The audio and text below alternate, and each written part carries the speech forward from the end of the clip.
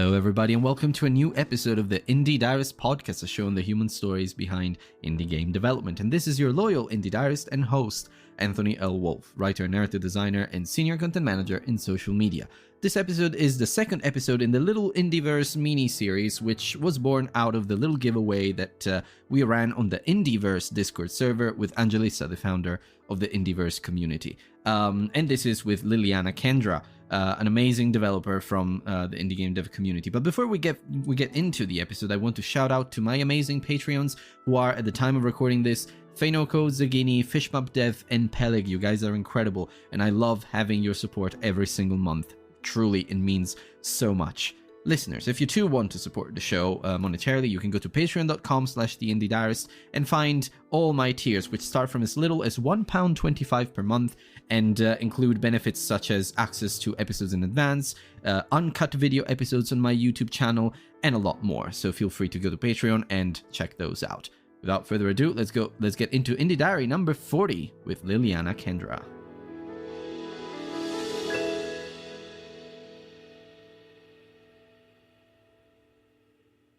Hello, everybody, and welcome to a new episode of the Indie Diarist podcast, a show on the human stories behind indie game development.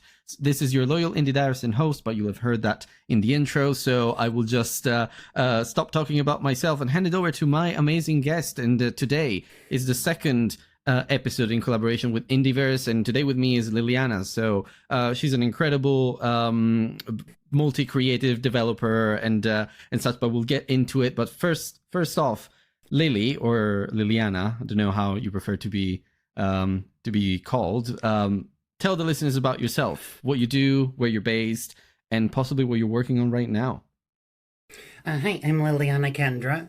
Lily is also fine. You can even call me that rotten bitch if you want to. Perfect. Okay. I am a master of stretching myself far too thin.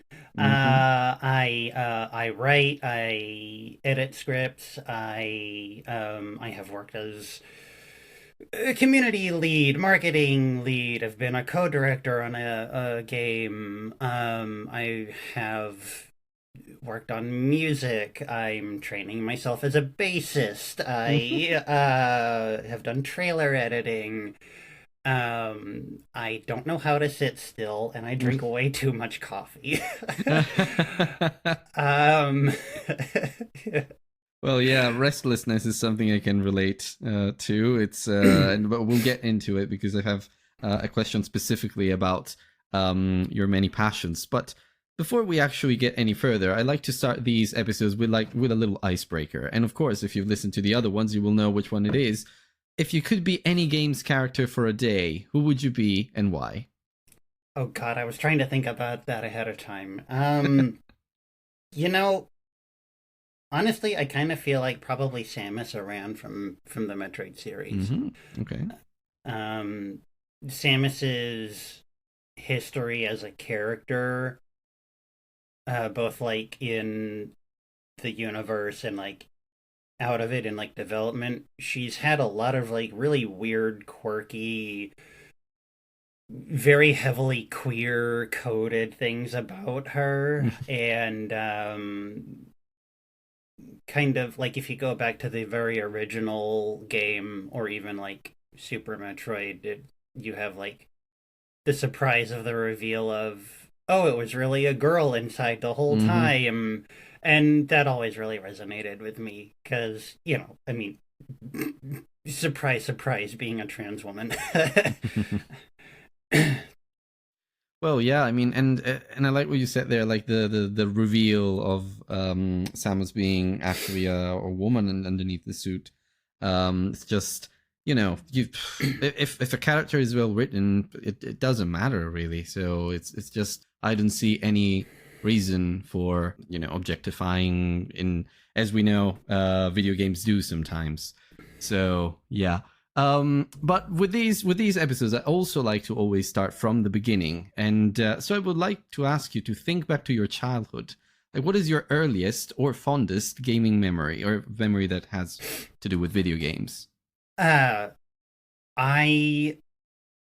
as a kid, I would toggle on my Super Nintendo and load up Final Fantasy VI, and I would spend literally hours at a time flying around the airship. That's it, just flying the airship. Oh, that was fun though, yeah. And listening to the different airship themes. Taking in the old Mode 7 pseudo 3D, oh my god, the games will never look better than this ever. Yeah. and then they did. So at one point. But really most of it was just about the music more than anything. Because Nobuo Uematsu has always been an absolute genius.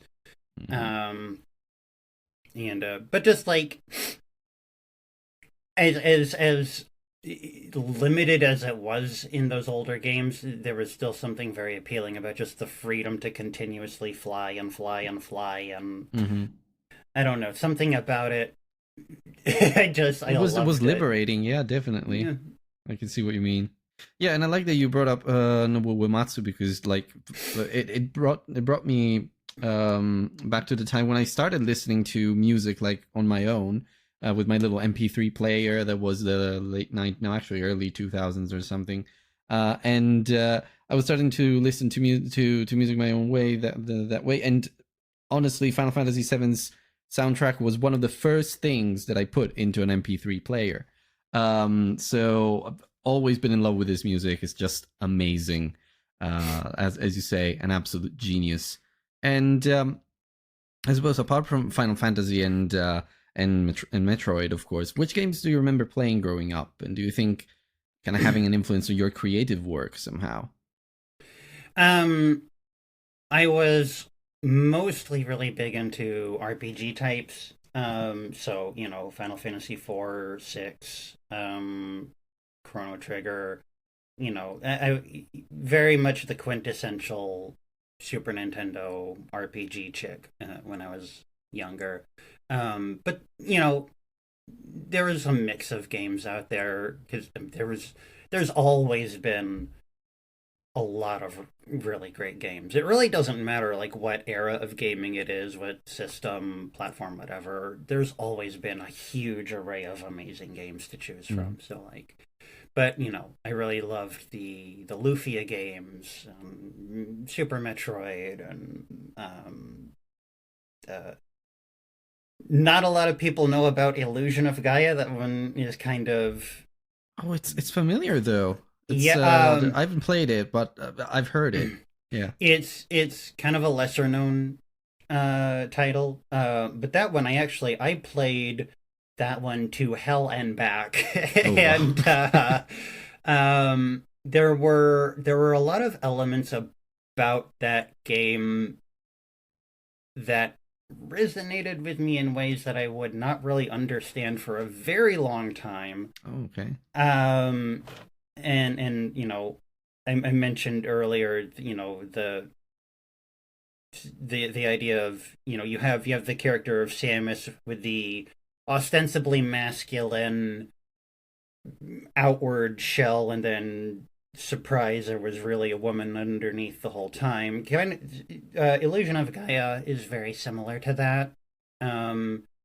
You play as kind of a moderately effeminate male character, and the gameplay loop revolves around like shape-shifting or transitioning, if you will, into other forms that range, from like entirely androgynous to still being like very feminine presenting.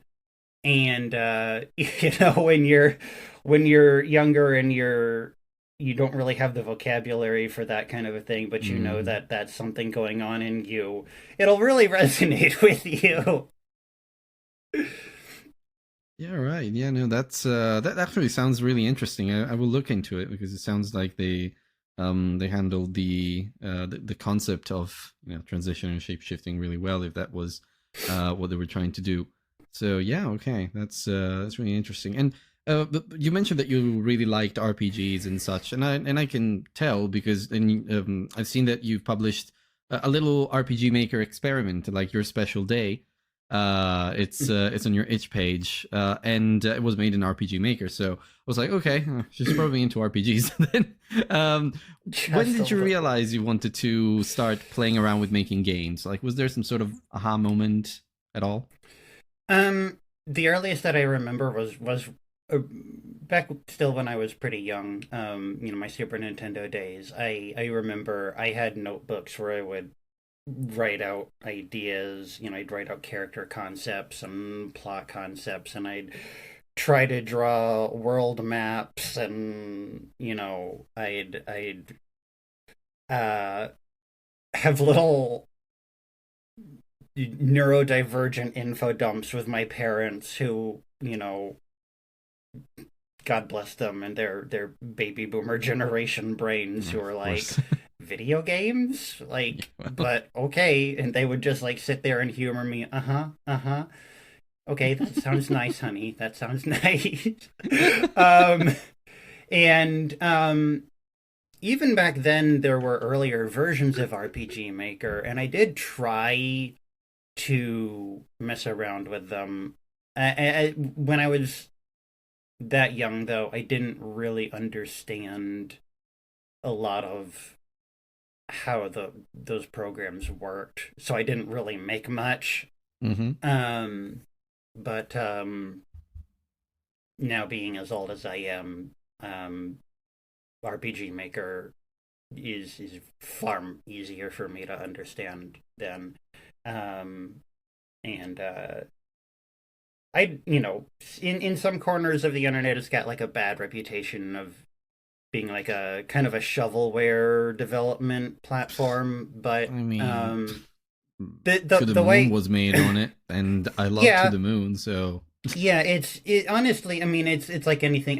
There are Unity's like the default development mm, platform for indie devs, but there's a ton of very poorly thought out games on that one too. So it's really yeah, like any development platform, RPG Maker. What you put into it is what you're going to get exactly. out of it. Yeah, Um, so and I am you know since I found a sliver of free time in my schedule, then I love to push myself to stupid extremes. I'm planning out another small project. nice. Yeah, well, that sounds like it would be super fun, and we'll get into all the different all the stretching yourself thin topic in a little second. But first off, like from your memories and from your work as a game developer, you mentioned that you also co-directed a game. If I understood that correctly, is there a particular challenge that has left a mark on you? Like any big learnings that you would like to share for other developers who may be in your same position? uh, yeah. So that project, it's not a project that I'm actually credited on anymore Oh, by my own request. okay. Um, the lead on that project and I, we did not have very good communication, Okay. and eventually, we worked on this for about, I think it was close to a year and a half, more than a year, and the constant little breakdowns in communication added up between us over time, and it there was a too much of a question of, well, whose project is this? Is this your project since you're technically the creator and the lead, or is it our project because we never actually settled that formally, and I never got a concrete answer. And so I one day, granted, I was quite angry when I said this, but I requested to have my name taken off the project, and I stepped away Mm, from it.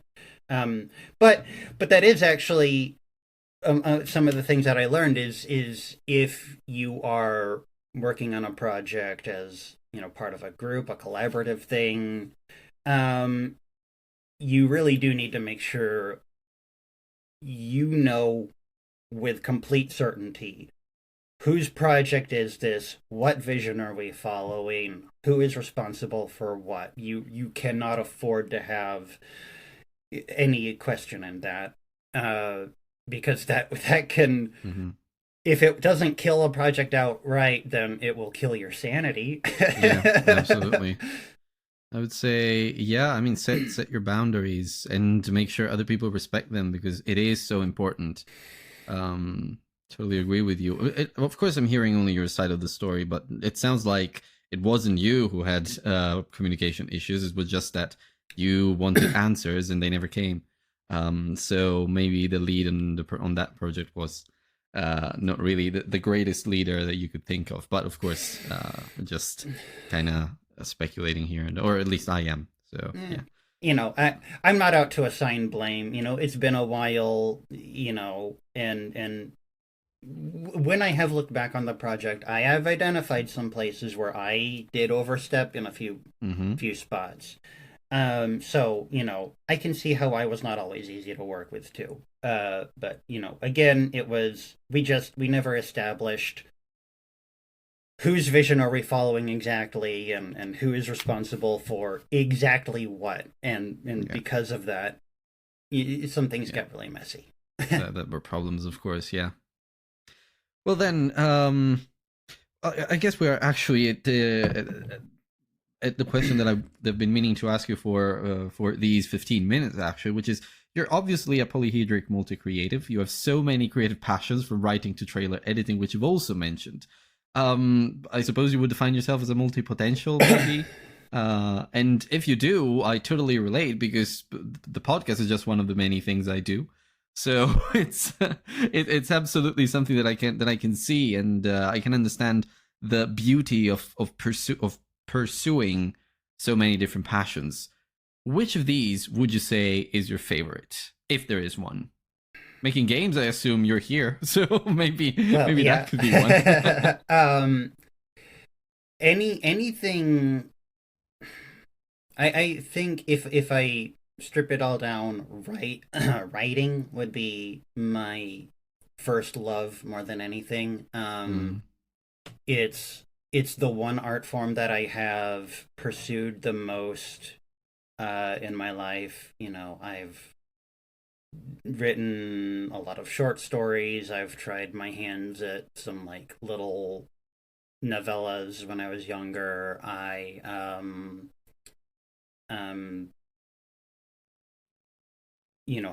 have been involved as a writer, a co-writer in some indie games.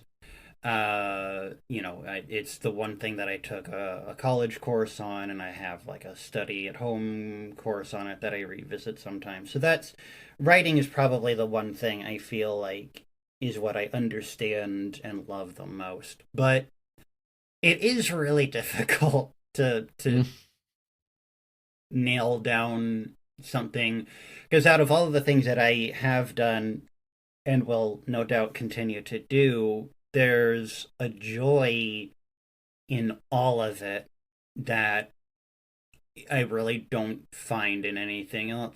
Like um I I've spent the last more than a year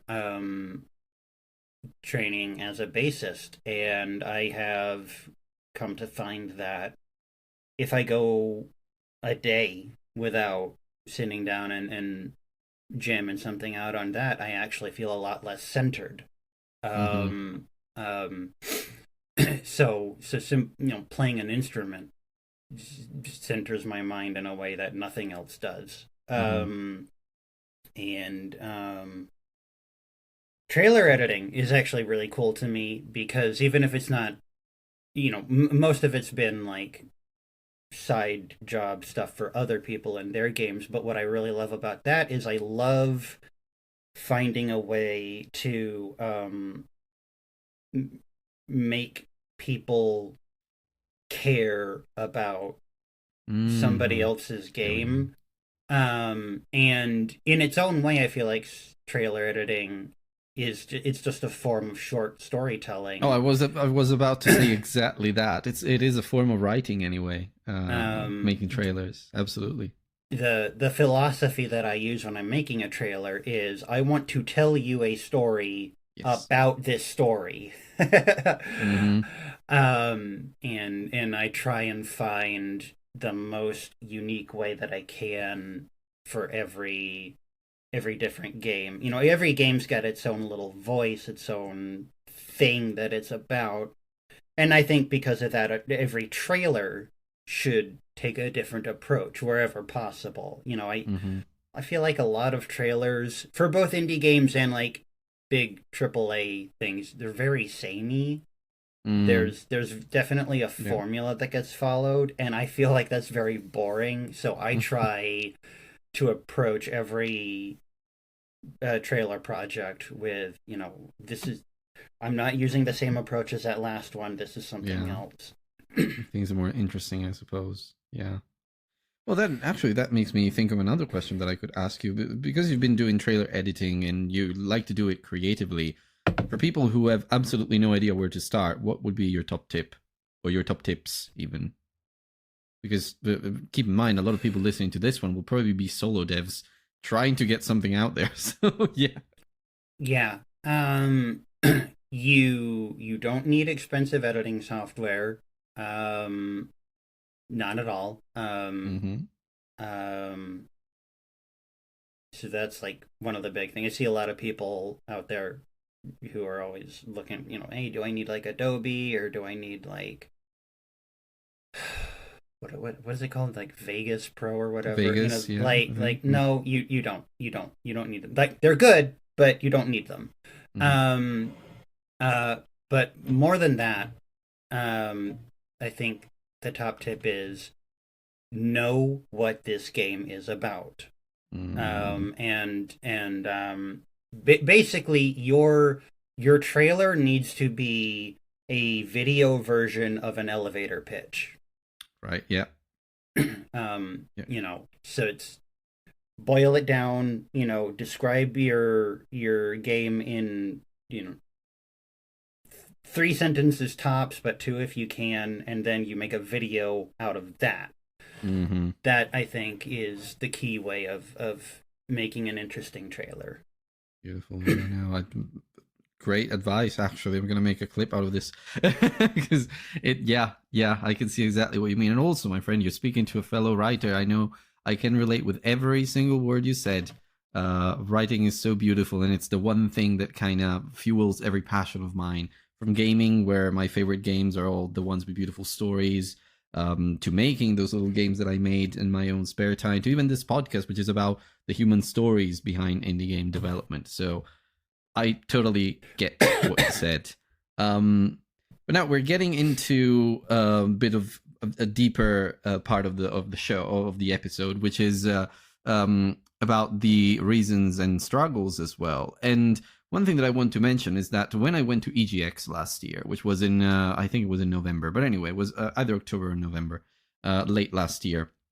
A lot of panels were speaking about were centered on the power of diversity in the industry, and unfortunately on how much there's still to do to reach like equity or parity even.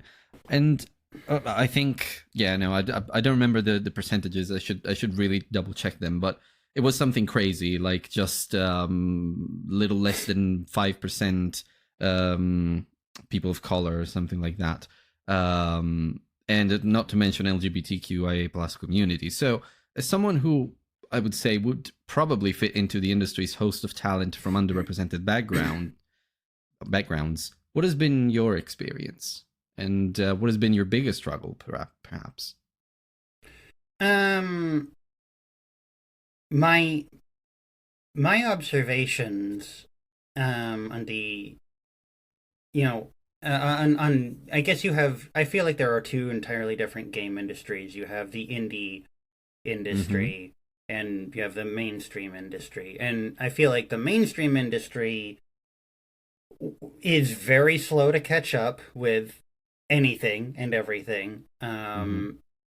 And and even though I am aware of a handful of like openly queer or people of color, like key members from some of these bigger companies, there's still the fact that I can count how many there are is not good. But the indie side of the industry, I feel like, is actually overflowing Mm-hmm. with a diverse, backgrounds and all, and in fact, um, in the last couple of years that I've really been a part of the indie dev industry, one of my biggest observations is that this is the space where trans women are flourishing. Mm-hmm. There are so many great um, uh, indie games being led by trans women, Mm-hmm. and even just other non-trans queer people. Um, um, you know, cisgender lesbians also seem to have a huge foothold in the indie industry, and I've been really lucky to befriend some amazing people. Um, and that's probably what I feel like I've Mm-hmm. noticed the most. Um, and even though I do think that this is where people like me are really flourishing right now, I think that there are still some difficulties in places. I I've still ended up in a handful of projects that I've ultimately bowed out of because it you can tell that people aren't really taking you seriously Mm. because of who you are. For no Um, reason at all. it's kind of like they'll want you on because they recognize your skill set as being valuable, but then they want to kind of mold you into a little like box of yeah, like I recognize that you've got this skill set, but I don't really want you to use that skill set too much on your own. I want it like narrowed down into this really specific thing that's kind of Mm-hmm. my way or the highway. And you you can tell when you are socially accepted as a woman when men leading some of these projects will treat you like a woman. Mm-hmm. De- Yeah. definitely a lot of not so subtle dismissiveness and Yeah. you know kind That's of it's even a head worse problem in pats. itself, that one, because like it's not only just not accepting like who you are, but also being dismissive of women in general. So there's a Yeah. double problem in there. But anyway, yeah. Yeah, it's yeah, trans inclusive misogyny. Yeah. We'll accept you as a girl, but we're gonna treat you like one too. Which is, I mean, okay, well, Um, yeah, should I be happy about that? Should I it's be grateful? You tell yeah, me. it's a weird place to be for sure. But yeah, Mm-hmm. you know, there was another project that I was going to be a part of. This fellow was putting together a whole team, and uh he got into contact with me, and I reached out to him. I don't remember, but but we had talked about me working as his writer, and he was the plan was he was going to designate me as his like writing team lead, and he Mm-hmm. had like two other writers that he had brought on. And then he proceeded to be very dismissive of a handful of things. Just, it didn't, there was never anything specific. It was, hey, I've got these ideas with like the concepts in uh uh your game dev documents, and he'd be, oh, okay, sure, sure. Never never really enthusiastic, but Yeah, never exactly. exactly Oh yeah, shooting it sure. down either. And when one of the other writers was his buddy. They were bros, and when that writer started getting quite transphobic, uh, as we were writing things out, I brought that complaint to him, and his response was, "Deal with it." All right. Well, yeah. That's So, like, okay, well, I'll deal yeah, with it by leaving the project, exactly. and, Yeah. I like, mean, and I could have that could have been a really great, like, portfolio addition. mhm. I was a writing team lead, but I'm not going to deal with that. Yeah, I don't exactly. have I to. mean, you don't have to. Absolutely. I mean, it's not your duty. Your team lead should be supporting you in those things, Right, and in those situations. So, but yeah, no, I see exactly everything that you mean, and I totally understand. It's just there are some pockets of the industry which are great, but a lot of other places may not be just as great. And yeah, well, but as you said though, that said, the indie scene is a lot more open-minded and supportive from what I've seen, and I too have found a lot of interesting and great projects from all parts of the industry and all backgrounds and such. And it's just amazing to see this incredibly multicolored I would say a group of ideas and creative projects. It's just really heartwarming. um, I guess we are at the heart of the episode now, which is the moment when I ask you the most important question of all, to me at least. Why are you a game developer? What drives you forward? And you may have said this here and there, but it's always useful, I find, to just focus on this question alone. Um, there is something I think unique to video games in the way that they can impact you as a interactive story. Mm-hmm. Um, I mean, I've been deeply moved by storytelling in a lot of forms.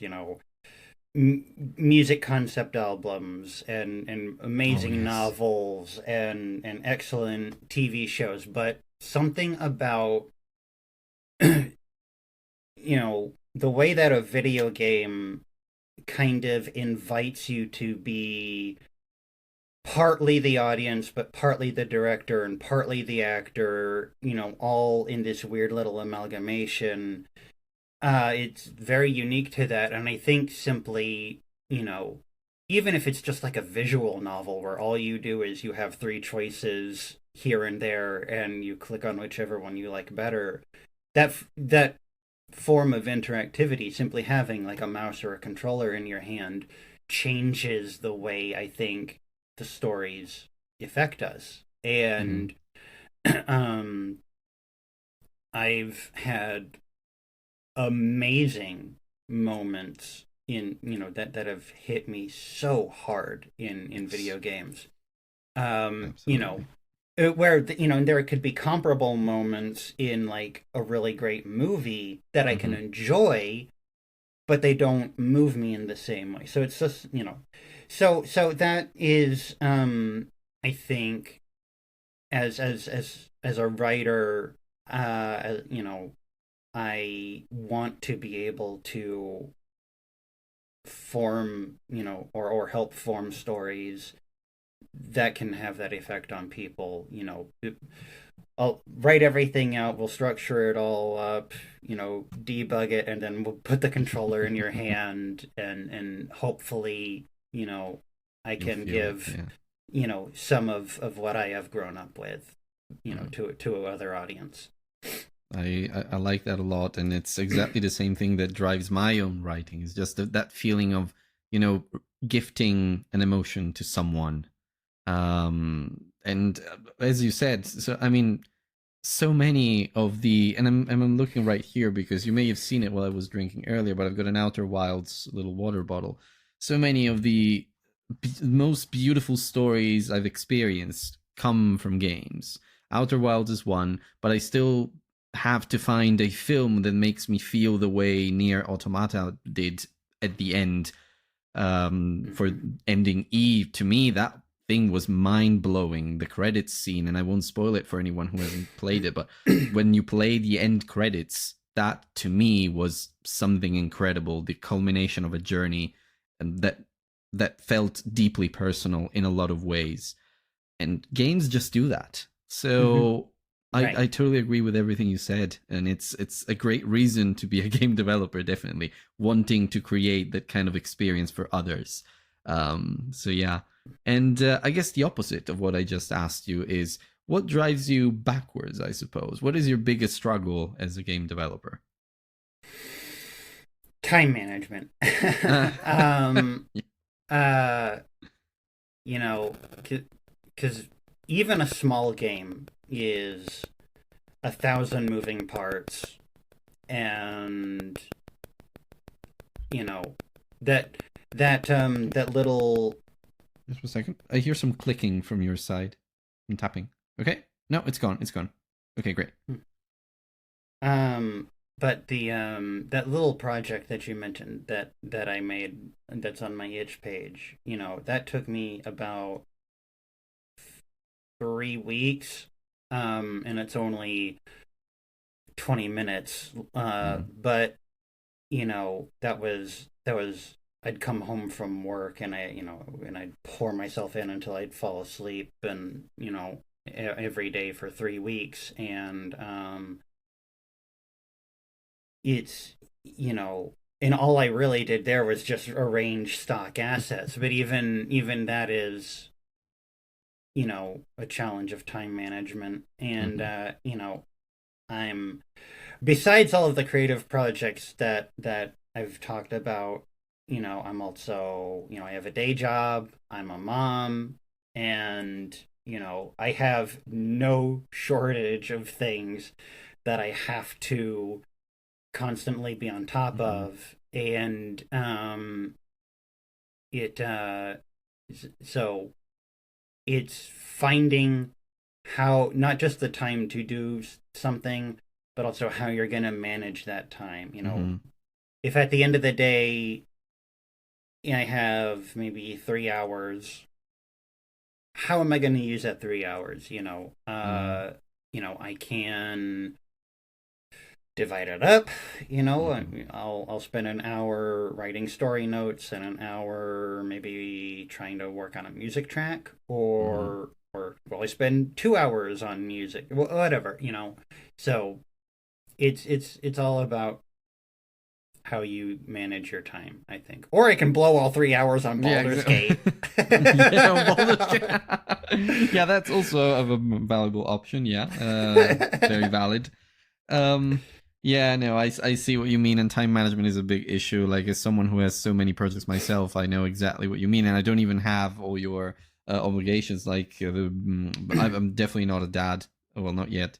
So yeah, I mean, it's an entire different set of things to do, and then if you only have 3 hours and you have so many passions, at the same time, as you mentioned, though, it's difficult to nail down one that would make you just single-handedly happy. It's just you find happiness in everything that you do, so you need to do everything. It's right for you to do everything. And being training as a bass player, and also making games, and also writing stories and all of that, it's just what makes you you. So how do you do that? 3 hours a night, 1 hour per hobby, or 3 hours on Baldur's Gate. So that's as you mentioned. So that yeah. Um, but yeah, so I guess we're near the end now. So we're about to just wrap up, which means I have only two more questions for you. imagine writing a letter to yourself, but I would say maybe 10 years younger. What would you say?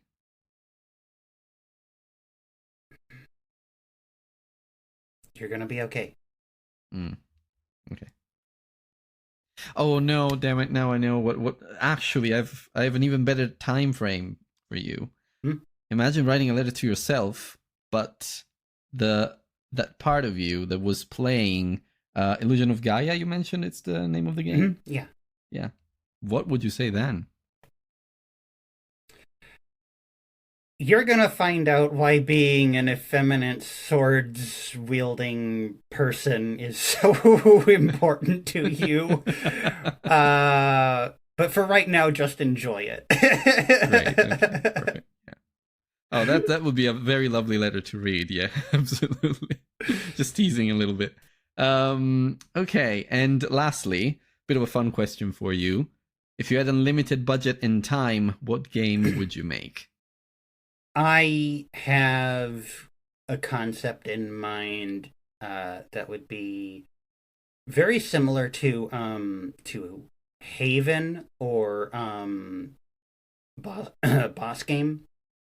In I want to see more games that focus on the active ongoing relationship between two characters. You know, like because in a lot of games you have like romance writing, but it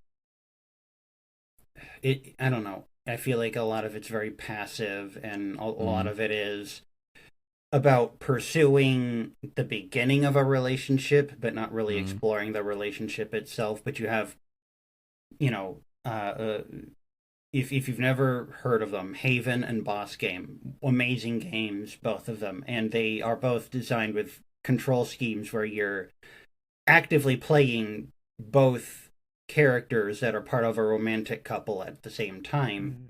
And I have concepts in my mind of I want to do that, but maybe with this little twist here and there. um and but um uh more exploring, you know, stories that go a little deeper into kind of a trans perspective.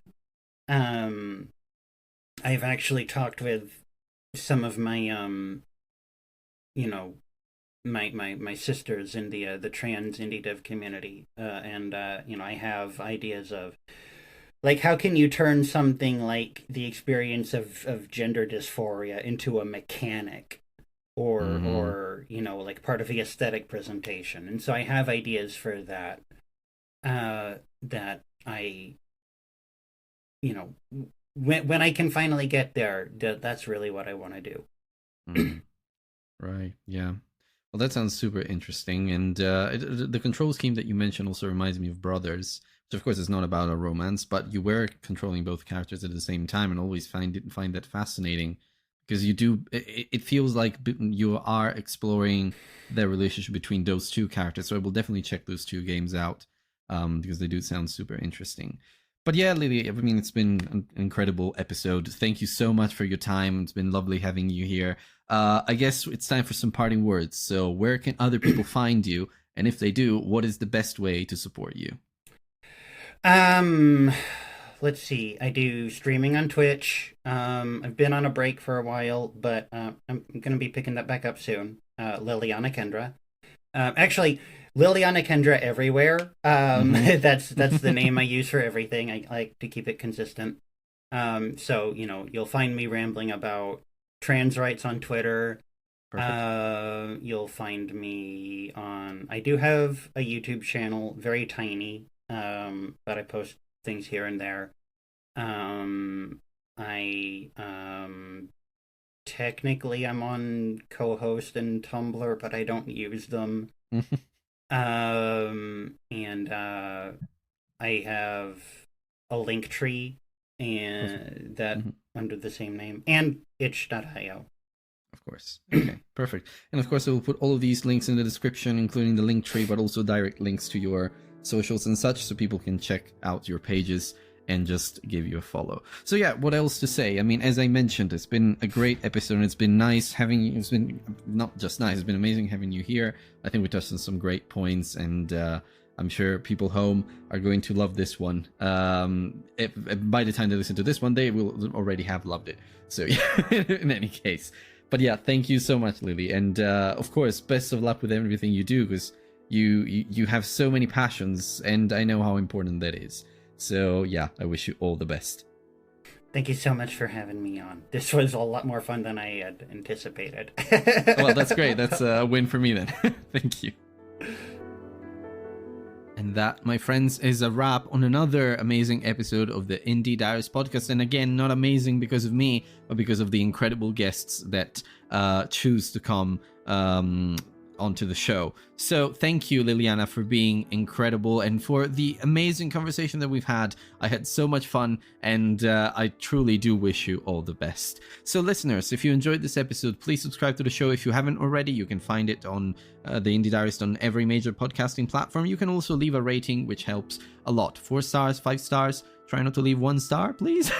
But yeah, that really pleases the gods of the algorithm. You can also support the show in a myriad of different ways. You can go to theindiediarist.com and find links to my social media, or you can join the Discord community by going still to theindiediarist.com and clicking on the invite link. So other than that, feel free to check out my Patreon and Ko-fi pages if you want to support the show in any other way. And of course, if you're an indie game developer yourself, please get in touch, because I would love to tell your story to the world. So I'll speak to you next time.